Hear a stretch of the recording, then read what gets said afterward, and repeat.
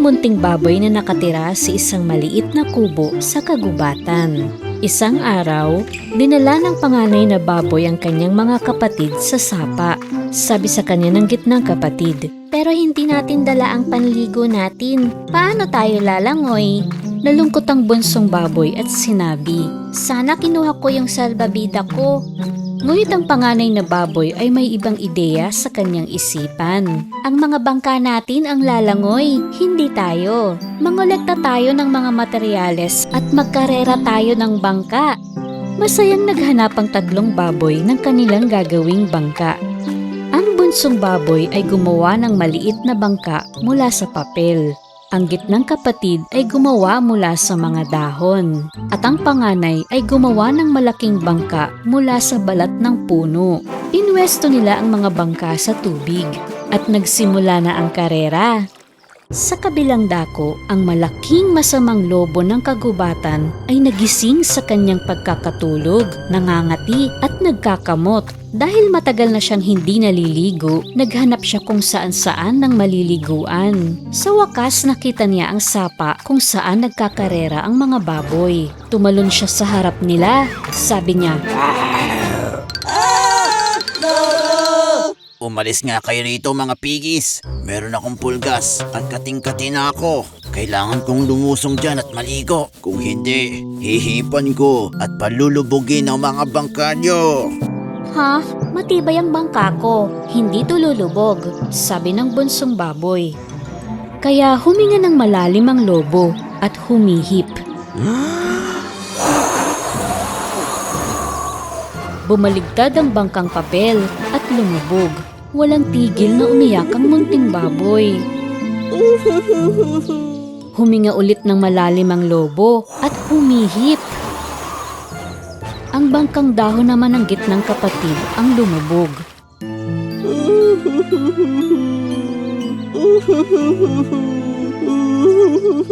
Huminga na naman ng malalim ang lobo at buong lakas siyang humihip. Ngunit kahit gaano pa siya kalakas humihip, hindi niya mapalubog ang malaking bangka.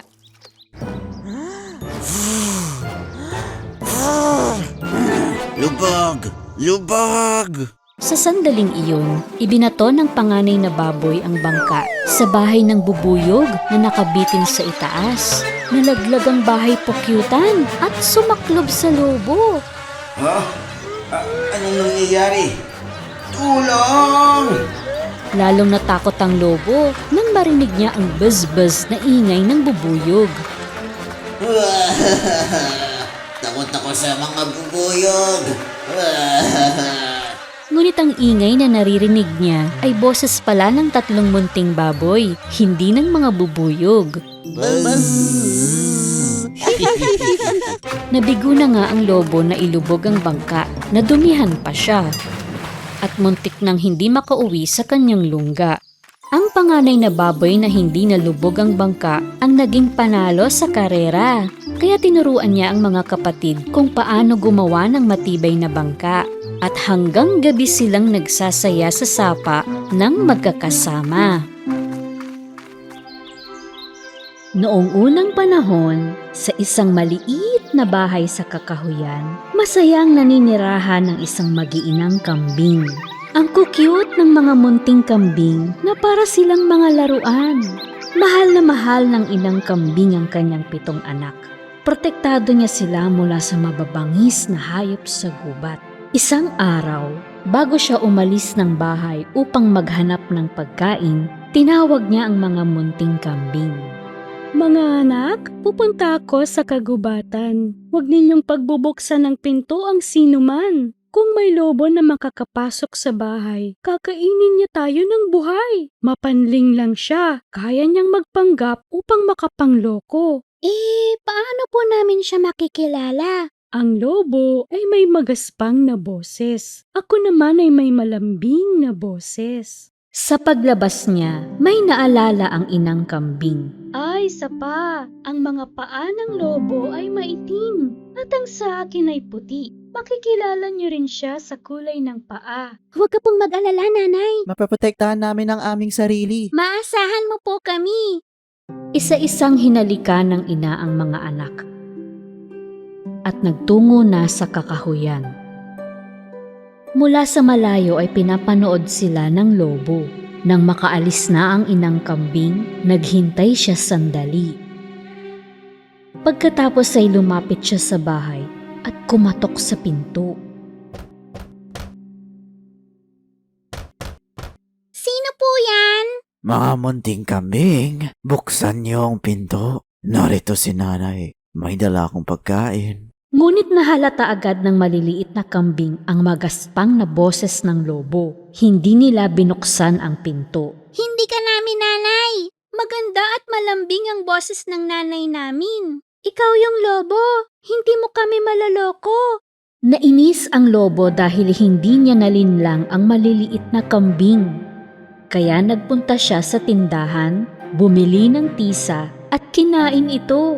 Medyo lumambot ang boses niya, kaya bumalik siya sa maliit na bahay at kumatok sa pinto uli. Sa pagkakataong ito, nakipag-usap ang lobo ng may banayad na boses. Mga anak, buksan niyo ang pinto. Narito si nanay. May dala akong pagkain mula sa kagubatan. Nang marinig ang malambing na boses, naisip nila na baka ito na ang kanilang nanay.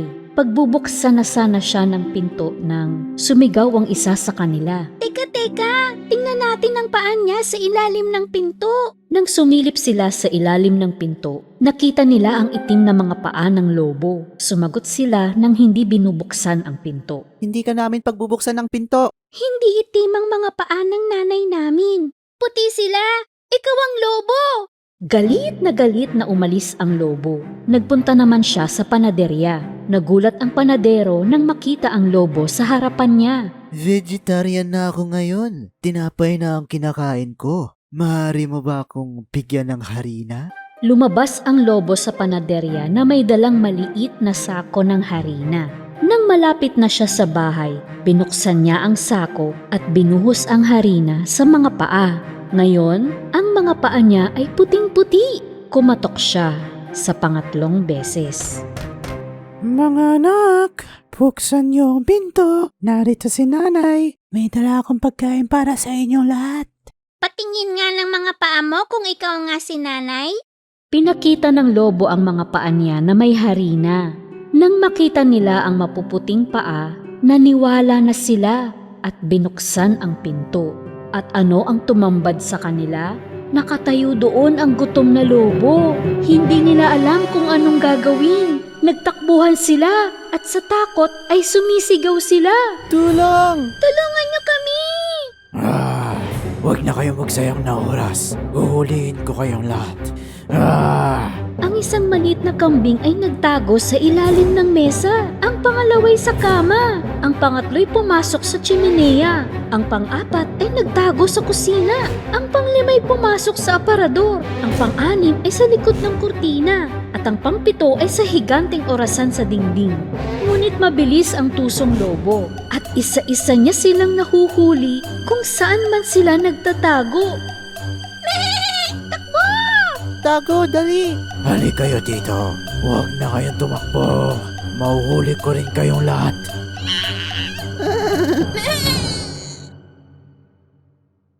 Busog na siya kaya sumuko na siya sa paghahanap at lumabas na. Ang isa na hindi niya natagpuan ay ang nagtatago sa orasan.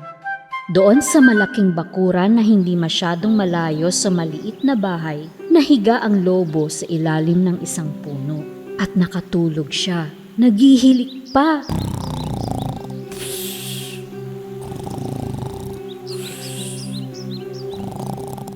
Maya-maya, nakauwi na ang inang kambing. Nang makita niyang bukas ang pinto, alam niyang may hindi magandang nangyari. At nag-aalalang napasigaw. Naku! Ang mga anak ko!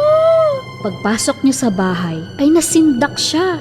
Nakabuwal ang mesa at mga upuan. Punit ang kurtina, magulo ang kama, at nasa sahig ang mga unan at sapin. Hinanap niya ang maliliit na kambing, ngunit wala sila kahit saan.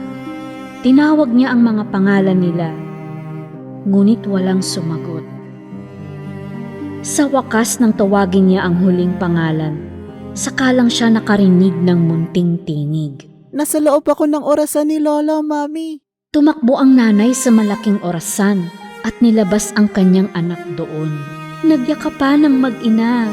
Umiiyak na kinuwento ng munting kambing ang pangyayari. Nagpanggap ang lobo. Akala namin ikaw kaya binuksan namin ang pinto. Kinain ng lobo ang lahat ng mga kapatid ko.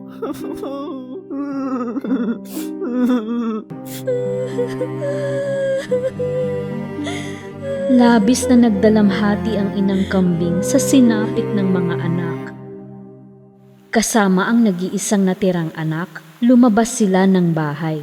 At doon sa bakuran na pinwestohan ng lobo, nakita nila ito na tulog sa ilalim ng puno. Sa lakas ng hilik niya ay gumagalaw pati ang mga sanga ng puno. Saglit na pinagmasdan ng inang kambing ang lobo. Napansin niya na sa loob ng tiyan nito ay may kung anong gumagalaw. Mahabaging Diyos! Buhay pa kaya ang mga anak ko sa tiyan niya? Nakaisip siya ng plano at inutusan ang bunsong anak. Tumakbo ka sa bahay at kunin mo ang karayom, sinulid at gunting. At kasabay nun ay nangolekta naman ng ina ng 6 na malalaking bato sa paligid. Pagbalik ng maliit na kambing, ginamit ng inang kambing ang malaking gunting upang hiwain ang tiyan ng lobo. Nakita niya agad ang isa sa kanyang mga anak at paisa-isang naglabasa ng mga maliliit na kambing. Lahat sila ay buhay at malusog. Tuwang-tuwa ang inang kambing. Niyakap ng mga munting kambing ang inang sumagip sa kanila. Nanay! Nanay, mahal ka namin! Mahal ka namin! Lahat sila ay puno ng kagalakan. Aking mga munting kambing, ligtas na kayo. Maingat na nilagay ng inang kambing ang tinipong mga bato sa loob ng lobo.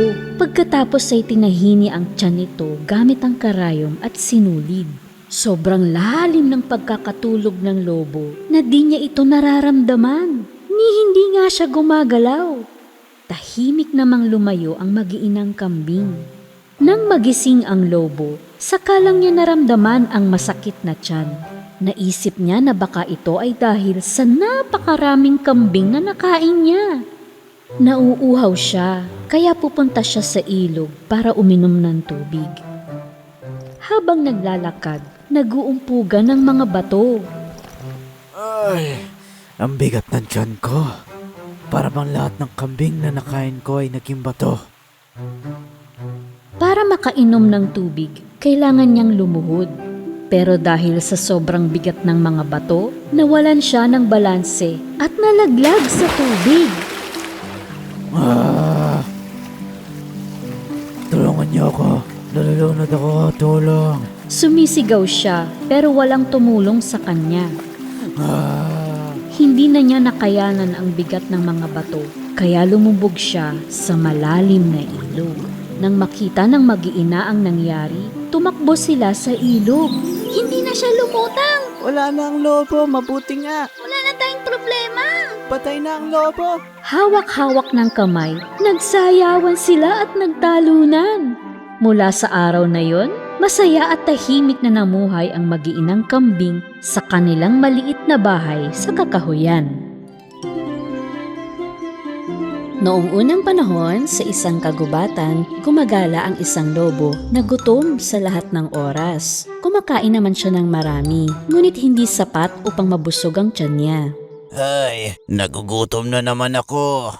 Kaya araw at gabi, naghahanap siya sa gubat ng mabibiktima. Isang araw, natuklasan ng gutom na lobo ang isang maliit na kubo. Maingat at tahimik siyang nagmasid. Nakakubli sa puno, nakita niya na isang inang kambing at kanyang 7 anak ang nakatira sa kubong iyon. Ayun ang pagkain na tatagal ng 1 linggo. Matyagang nagmasid ang tusong lobo sa kubo sa buong magdamag. Pagsapit ng umaga, bago umalis ng bahay, hinalikan ng inang kambing ang kanyang 7 anak. Mga anak, Mamamalengke lang ako ng pagkain natin, ha? Mag-iingat kayo at huwag bubuksan ng pinto sa kahit sino man. Opo, Nanay! Umalis ng bahay ang inang kambing para mamalengke.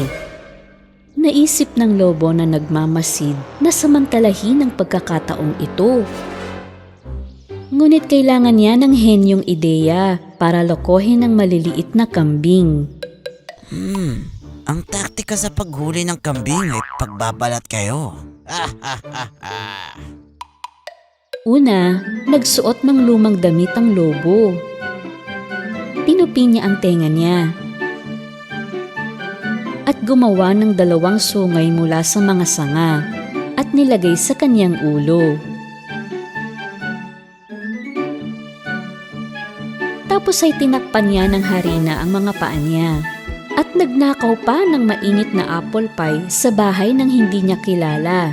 Kapag binago ko ang boses ko ng ganito, ako'y isa ng lola. Hihihihi. Dahan-dahang naglakad ang lobo pabalik sa kubo at kumatok ng 3 beses. Nang marinig ng maliliit na kambing ang katok, agad na may lumapit sa pinto. Bubuksan na sana niya ang pinto, ngunit binalaan siya ng isa pang kambing. Teka, hindi ka dapat basta na lang magbubukas ng pinto. Magtanong ka muna kung sino yan. Sino po yan? Ako ito, mga apo.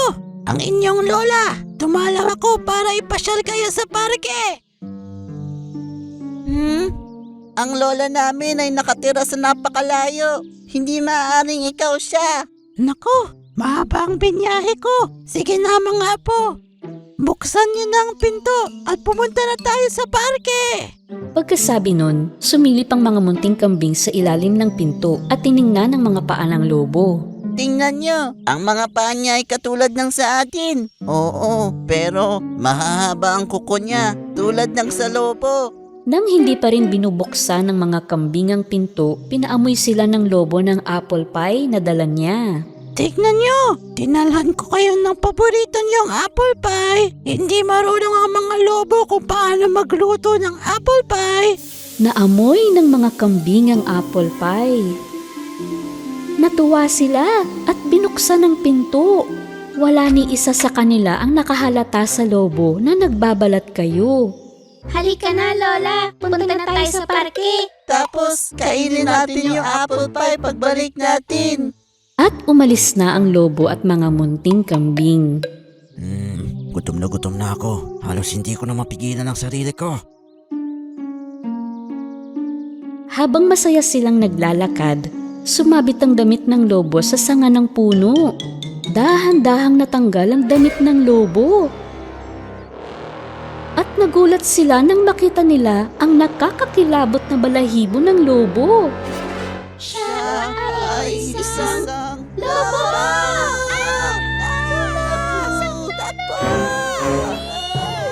Nang malaman ng lobo na nabisto na siya, tumaas ang tenga niya. Nagpakita siya ng matatalas na ngipin at sinunggaban niya ang mga kambing.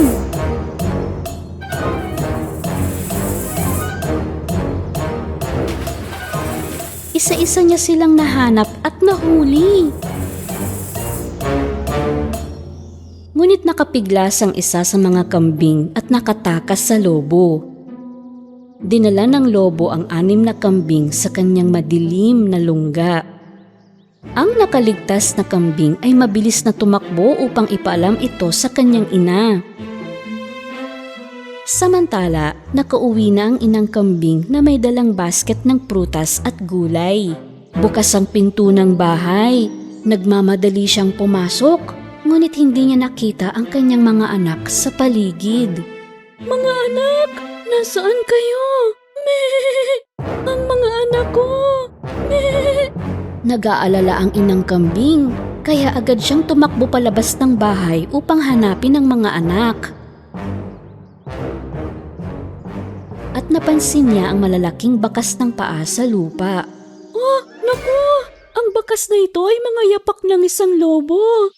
Sinundan niya ang mga bakas hanggang sa mawala ang mga ito. Ano nang gagawin ko ngayon? Dinukot ng lobo ang mga anak ko. Habang umiiyak siya, ang munting kambing na nakatakas ay tumatakbo papunta sa kanya. Nanay! Nanay!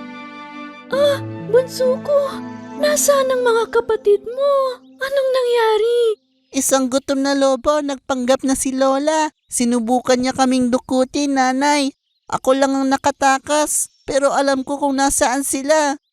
Tumakbo sa lungga ng lobo ang mag-inang kambing. Pagdating nila, narinig nila ang mga tinig ng mga munting kambing.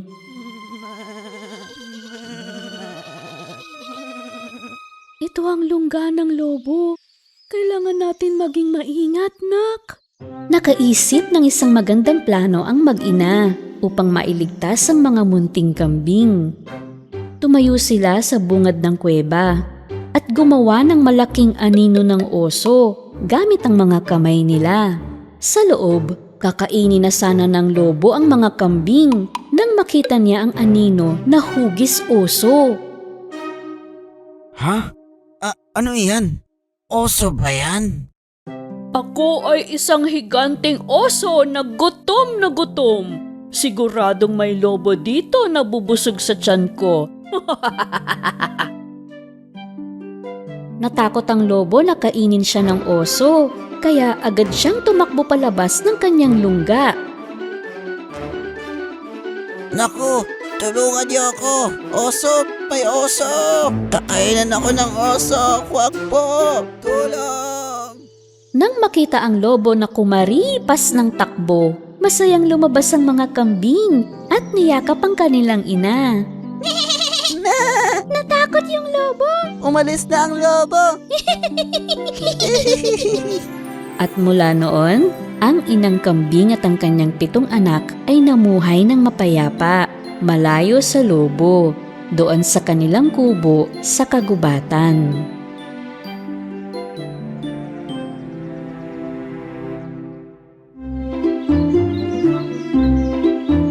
Tapos na ang bakasyon at ang araw na pinakahihintay ng mga batang kambing ay dumating na sa wakas.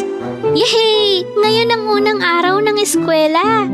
Sabik na akong makita ang mga kaibigan ko. Ako rin.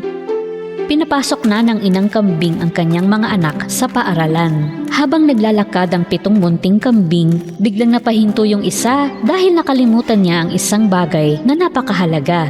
Ay, nakalimutan ko ang coloring book ko. Sige na mga kapatid ko, susunod na lang ako. Habang pabalik ng bahay ang munting kambing, ang malaking masamang lobo na si Jack na laging gutom ay naghahanap ng mabibiktima sa gubat. Masyadong malaki yun. Masyadong maliit naman yun. Di ako mabubusog dun. Ito naman masyadong mabilis. Di ko mahuhuli. Maya-maya, nang makita ang munting kambing na nag-iisa, tuwang-tuwa ang lobo. Wow! Isang batang kambing. Paborito ko. Para malinlang ang munting kambing at para mailayo sa kalsada, gumawa ang masamang lobo ng 2 antena mula sa sanga ng puno at 2 pakpak mula sa malalaking dahon. Kamukha ko mga paru-paro na yon na kaibigan ng mga kambing. Lolokohin ko ang kambing na yon at lalamunin ko siya. Siguradong masarap. Malapit na ang munting kambing sa hardin ng bahay niya nang biglang humarang ang malaking masamang lobo sa harap niya. Ha? Ikaw? Di ba ikaw yung masamang lobo na si Jack? Saklolo! Hindi no. Hindi ako lobo. Paru-paro ako. Tignan mo, ang mga lobo ba ay may ganitong mga antena? Pero may mahabang buntot ka.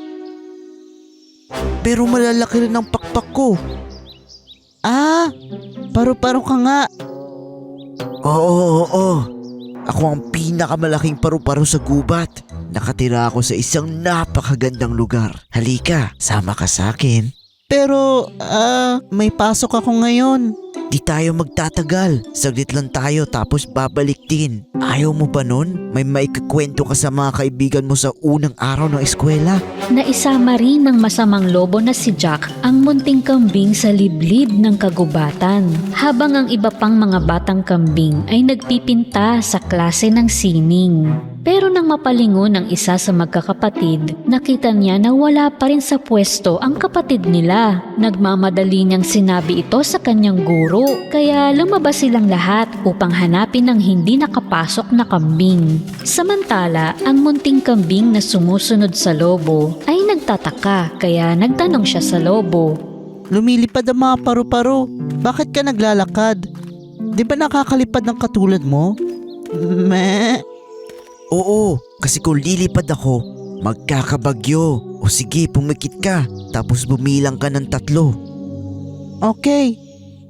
1. Nagtali si Jack ng manipis na lubid sa kanyang bewang at sinabit ang sarili sa sanga ng puno. 2. At inugoy-ugoy niya ang sarili pakaliwat kanan. 3. Nang imulat ng munting kambing ang kanyang mga mata, nakita niya ang masamang lobo na pinapagaspas ang mga pakpak. Meh. Nakakalipad ka nga. Ngunit dahil hindi kaya ng sanga ang bigat ng lobo, nabali ito. At nang bumagsak ang lobo sa lupa, natanggal ang isang pakpak niya. Ay, nasira ang pakpak mo. Teka, hihingi ako ng tulong. Meh. Teka lang, di ka pa ba nakakakita ng paru-parong iisa lang ang pakpak? Iisa lang talaga ang pakpak? Meh. Nakatira sila sa isang tagong lugar sa gubat. Halika, sumunod ka. Narating nilang dalawa ang isang lugar sa kagubatan na puno ng matatalbog na dahon. Umakyat ang lobo sa isang dahon. Tumalon-talon siya na parang lumilipad sa hangin. Nabighani niya ang kambing na nanonood sa kanya.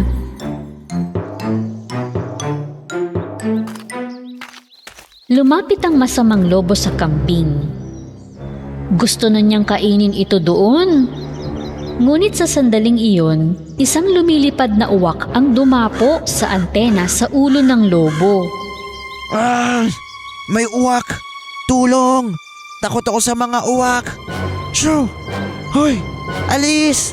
Iniling-iling ng lobo ang ulo niya, pero nakuha ng uwak ang antena sa kanyang ulo bago ito lumipad palayo. Ah! Kinuha na uwak yung antena mo. Anong mangyayari sa'yo ngayon? Meron din mga paru-parong may isang pakpak at iisang antena, munting kambing. Ano? Talaga?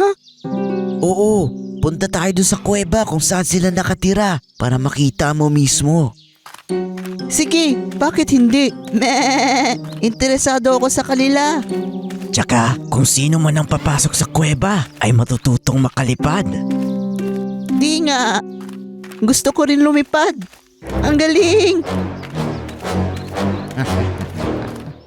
Habang hinahanap ang nawawalang kambing sa buong kagubatan, may nakitang punit na dahon ng kapatid niya at isang putol na sanga sa lupa. Meh? Wala nang dahon at putol ang sanga. Sino ang gagawa nito sa kagubatan? Meh! Nang mapansin ng guro ang higanting mga bakas ng paa sa lupa, napagtanto niya na kagagawan ito ng lobo at naisip na baka nasa panganib ang nawawalang kambing. Kaya gumawa sila ng plano para iligtas ito. Samantala, pagpasok ng munting kambing sa lungga ng lobo, inalis ni Jack ang kanyang pakpak at antena.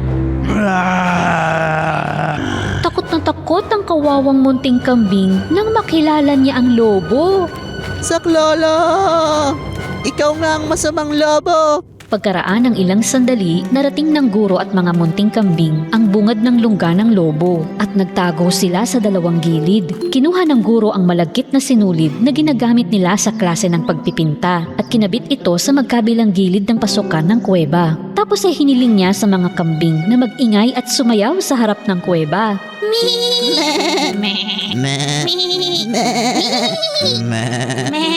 Nang marinig ng lobo ang boses ng mga kambing, naalerto siya. Aha! Marami pa palang kambing doon. Teka nga, dadalhin ko rin sila dito. Gusto sanang sunggaban ng lobo ang mga kambing, pero dumikit siya at napuluputan ng malagkit na sinulid. Gumulong-gulong siya at nawala sa kagubatan. Tulang! Tulang! Salamat, niligtas niyo ako. Nagpaloko ako sa lobo dahil gusto ko maging lumilipad na kambing. Tanggapin mo kung ano ka talaga, munting kambing. Huwag mong ikumpara ang sarili mo sa iba. Sabay-sabay na bumalik ang mga munting kambing at ipinagpatuloy ang kanilang mga aralin sa unang araw ng eskwela. Mula sa araw na iyon, hindi na nalilinlang ang munting kambing sa anumang bitag dahil ang natututunan niya sa paaralan ay nagagamit niya upang mas maingatan ang taglay na buhay. Noong unang panahon, sa bahay na malapit sa kagubatan, nakatira ang isang batang babae na may ginintuang buhok. Ang pangalan niya ay Goldilocks. Napakaganda ng kanyang kulot na buhok na lahat ng makakita sa kanya ay humahanga. Ngunit sa kabila ng pagiging marikit, siya ay isang malikot at makulit na bata. Sa tuwing lalabas siya para maglaro, pinapaalalahanan siya ng kanyang nanay. Anak, dyan ka lang sa bakuran at huwag kang pupunta sa kakahuyan. Doon sa liblib ng kagubatan, may isang bahay na tinitirhan ng isang pamilya ng oso. Isang tatay na oso na matipuno, isang nanay na oso na katamtaman ng laki, at isang batang oso. Maagang nagigising si Mama Bear upang maghanda ng lugaw. Isang umaga, nagising si Baby Bear na mas maaga kaysa sa dati. Gusto na niyang kainin ang kanyang lugaw pero masyado pa itong mainit. Mama, pwede pa tayong maglakad-lakad muna sa gubat hanggang sa lumamig ang lugaw?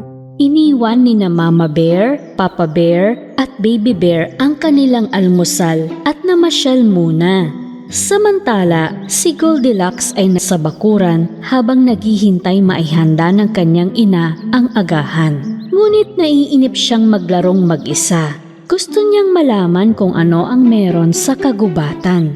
Ano kaya ang mangyayari kung mamamasyal lang ako? Tumingin siya sa paligid. Nang makitang walang tao, tumakbo siya papunta sa kagubatan. Nang mapagod siya, huminto siya at tumingin sa paligid. Ang ganda pala ng kagubatan. Ang mga bulaklak, puno, bakit di ako napunta dito dati? Naglakad pa siya sa liblib ng kagubatan. Samantala, habang naglalakad rin ang pamilyang oso, nakita ni Baby Bear ang isang bahay pukyutan sa puno. Ang laki ng bahay pukyutan. Sigurado akong puno ito ng pulot. Papa, pwede ba tayong kumain ng pulot? Hindi pwede anak. Sa mga bubuyog yan. Tahanan nila ang pukyutan. Hindi tayo pwedeng basta na lang papasok sa bahay ng sinuman at kainin ang pagkain nila. Tama po kayo. Umuwi na lang tayo. Gusto ko nang mag-almusal. Samantala, dahil sa tagal ng paglalakad, napagtanto ni Goldilocks na naliligaw na siya. Sinubukan niyang bumalik, ngunit hindi na niya matandaan ang pinanggalingan niya. Pagod na siya at nagugutom. Halos maluha-luha na siya sa pagod. Lumakad pa siya ng kaunti. At sa dulo ng daan ay natanaw niya ang bahay ng pamilyang oso sa gitna ng kakahuyan. Tahimik na lumapit siya sa bahay. Inikot niya ang paligid nito, ngunit wala siyang makitang tao. Kumatok siya sa pinto, ngunit walang nagbukas. Pagkatapos ay sumilip siya sa bintana. Nakita niya ang 3 mainit na lugaw sa mesa. Bumalik siya sa pintuan at kumatok siya ng mas malakas. Bumukas ang pinto. Tuwang-tuwa si Goldilocks. Tumingin siya sa loob at tumawag. Tao Nang walang sumagot, pumasok siya. Lumapit siya sa mesa na may 3 mangkok ng lugaw. Isang malaki, isang katamtaman ng laki, at isang maliit. Dahil gutom na siya, gusto niyang kumain mula sa malaking mangkok. Ngunit nang sumubo siya ng isang kutsarang lugaw, napaso ang bibig niya dahil sobrang mainit pa ang lugaw. Tumikim naman siya sa mangkok na nasa gitna, pero ayaw niyang kainin ito dahil masyado namang malamig. Ay, malamig na! At sa huli ay tumikim siya mula sa pinakamaliit na mangkok. Hindi malamig pero hindi masyadong mainit. Sakto lang sa gusto ko. Kaya kinain niya lahat ang lugaw sa pinakamaliit na mangkok. Nang matapos niya ang agahan at pakiramdam ay busog na siya, nais niyang maupo sa harap ng tsimeneya upang magpahinga sandali. Ang isa sa 3 mga upuan ay malaki, ang isa ay katamtaman ng laki at isang maliit. Una niyang nilapitan ng malaki pero sa taas ay hindi niya ito maakyat. Sinubukan niya ang nasa gitna pero matigas naman ang upuan nito. Hindi siya komportable. Sa huli ay naupo siya sa pinakamaliit. Ang isang ito ay komportable at eksakto sa sukat niya. Ngunit nasira ang upuan at bumagsak siya sa sahig. Nagkahiwa-hiwalay ang upuan at hindi alam ni Goldilocks kung ano ang gagawin. Nagpunta naman siya sa kwarto at doon ay may 3 kama. Isang malaki, isang katamtaman ng sukat at isang maliit. Una niyang hinigaan ang malaking kama. Masyadong malaki ito para sa kanya at matigas ang higaan. Ang pangalawa ay medyo malaki lang sa kanya, pero masyado namang malambot. Kaya doon siya humiga sa pangatlo at pinakamaliit na kama. Ang isang ito ay eksakto sa sukat niya at napaka-komportable. Kaya doon nakatulog kaagad si Goldilocks. Habang natutulog si Goldilocks, pauwi na ang pamilyang oso. Si Papa Bear ay may dalang mga kahoy na panggatong. Sariwang prutas naman ang dala ni Mama Bear. At si Baby Bear ay hindi na makapaghintay na kainin ang lugaw niya. Nang makarating sila sa bahay, dumiretso sila sa hapagkainan. May nahalata si Papa Bear sa kanyang mangkok. May tumikim sa aking lugaw. Napatingin tuloy si Mama Bear sa kanyang mangkok. May tumikim din sa lugaw ko. At nang tingnan ni Baby Bear ang kanyang mangkok, napaiyak siya. May tumikim din sa lugaw ko. Pero tila tinikman. Inubos niya lahat.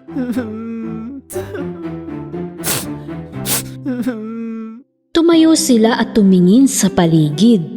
Napansin ni Papa Bear ang kanyang upuan sa harap ng tsimeneya. May umupo sa aking silya. Tignan niyo, naiba ang pwesto. Tapos, si Mama Bear naman ang nagreklamo. May gumamit rin ng upuan ko. At tulad ng inaasahan, umiyak si Baby Bear sa nakita. May umupo din sa silya ko. At sinira pa to.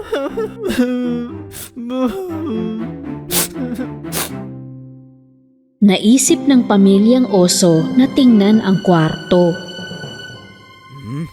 May umiga sa aking kama. Tignan nyo, nawala sa ayos. May humiga rin sa kama ko. May umiga rin sa kama ko. At nandito pa rin siya ngayon, natutulog.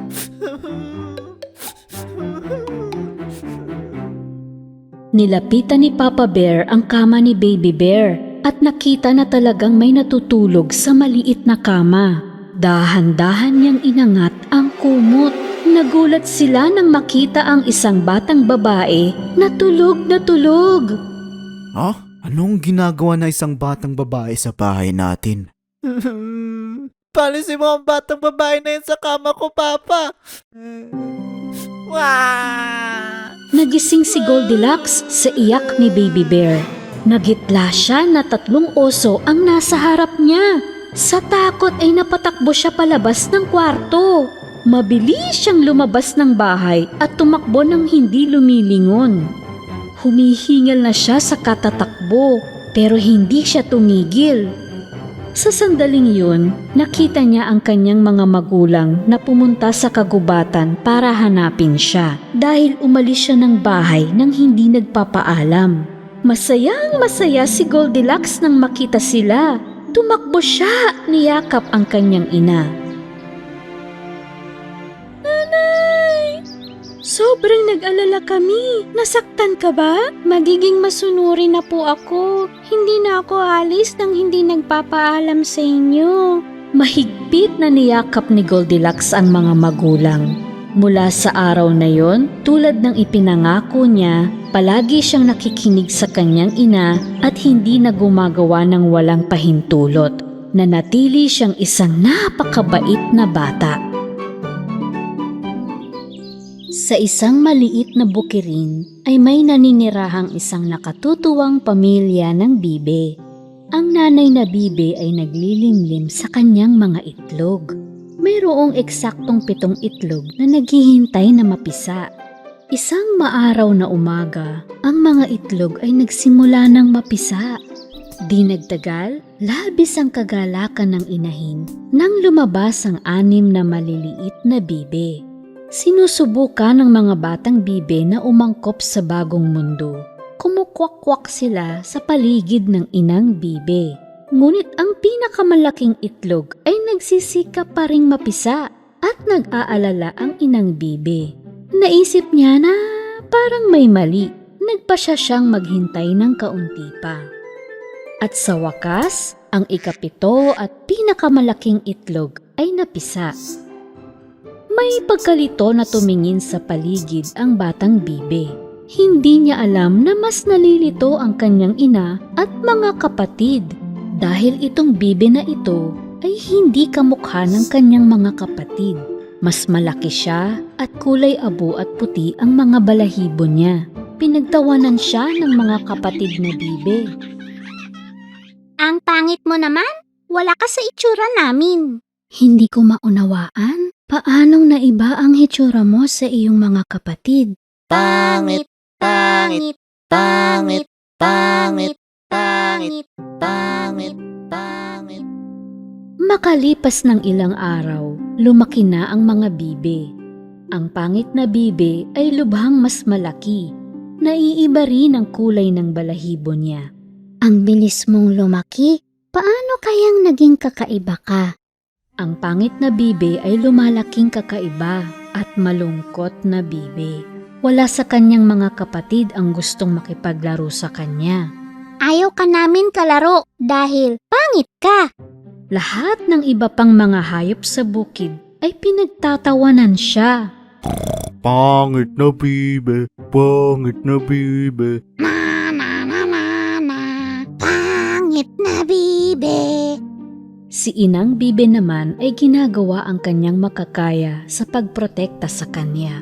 Ang kawawa kong bibe, bakit kaya ibang-iba ka sa kanila? Sa paglipas ng mga araw, lalong sumasama ang loob ng kawawang pangit na bibe. Magdamag siyang tahimik na umiiyak at nag-aasam ng sinumang makakatanggap sa kanya. Bakit mang pangit ko? Bakit hindi ako naging katulad ng mga kapatid ko?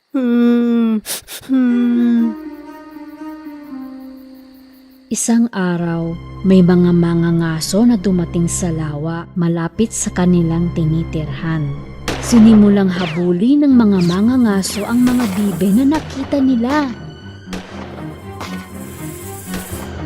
Habang naghahanap ng pagkain ng inang bibe, nahuli siya ng mga mangangaso.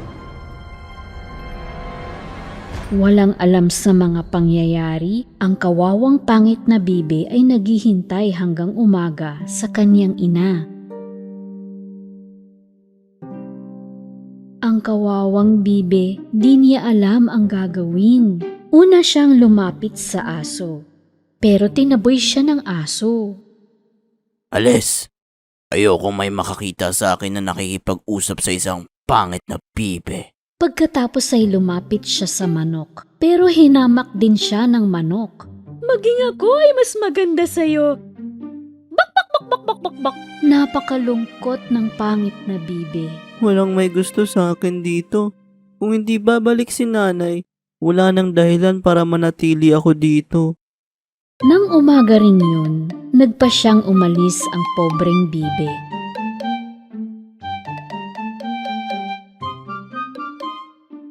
Lumangoy siya papunta sa kabilang bahagi ng lawa. Lahat ng makakasalubong niyang hayop ay tinanong niya ng iisang katanungan. May alam ka bang bibe na kamukha ko? May alam ka bang bibe na kamukha ko?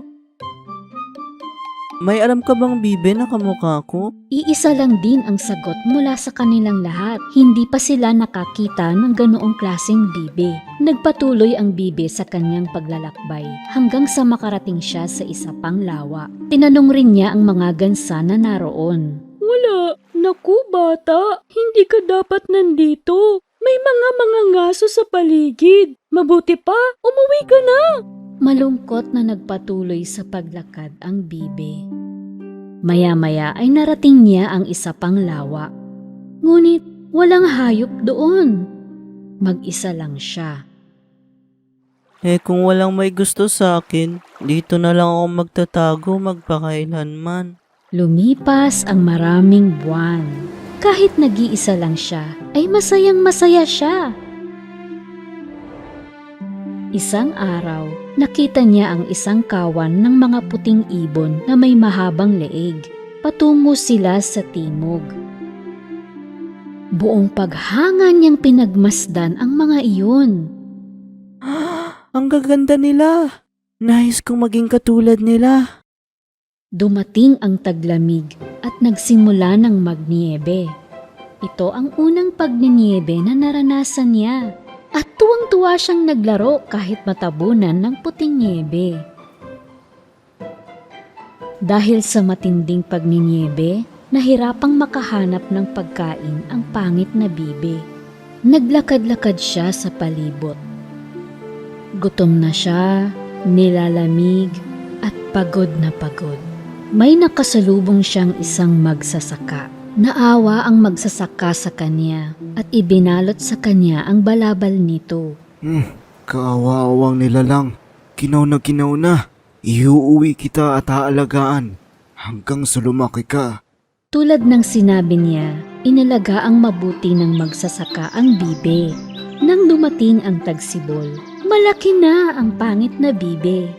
Para magkaroon siya ng malaking lugar na magagalawan, nagpa siya ang magsasaka na dalhin siya sa lawa.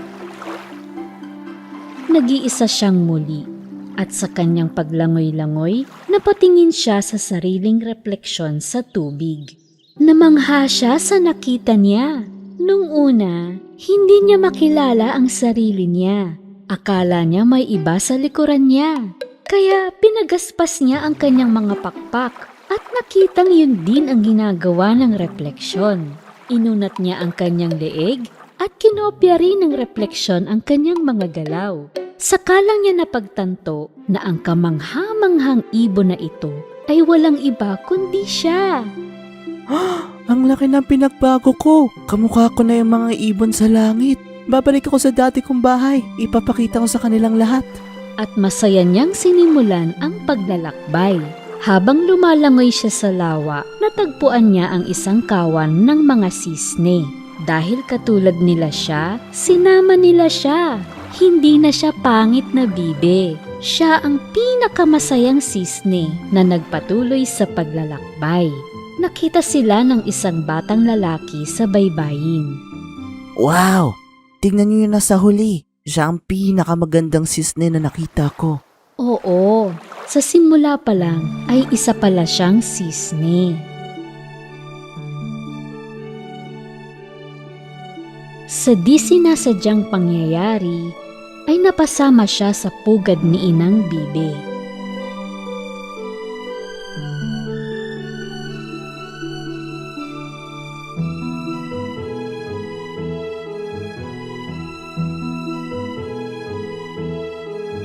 Pero ngayon, kasama na niya ang kanyang totoong pamilya. At lubos ang kasiyahan niya.